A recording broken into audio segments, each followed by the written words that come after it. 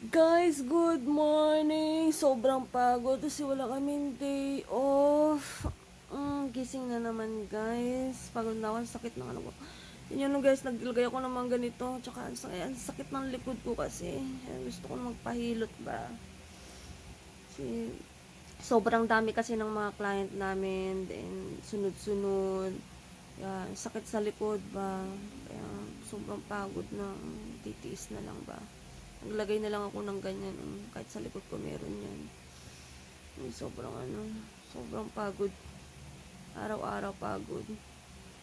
Kaya ngayon, prepare na naman. Kasi pasok na naman, guys. Guys, ito yung pagkain natin. Mackerel, sardines. Ginisa ko lang siya, guys. So, yun ang pagkain natin, guys. Then, yung kanin natin nagluluto na. So, it's our breakfast with the pandesal and Eden cheese. Yummy! Guys, nice weather. Kasi, lumalabas na yun si mahal na araw. Ito naman, medyo patapos na kasi may ilaw na yan sa gabi. Diba? Uy, may mga nagsiswimming. Lamig-lamig kaya. Okay guys, let's go to work na para hindi tayo malate. Then yung baon ko, dito, ready na yung baon ko. Yeah, so magsando na lang tayo. Yung isa doon, natulog na. Diba? Pagod.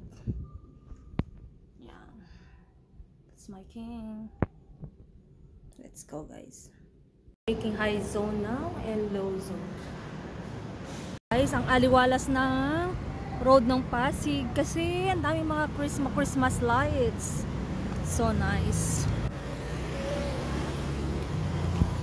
So, lakad na tayo guys. Nahirapan akong tumawid kasi ang daming sasakyan sa banda doon. So anyway, nakatawid na tayo. Wow. Nabuksan na itong gate ng Allegra Gardens. So nice.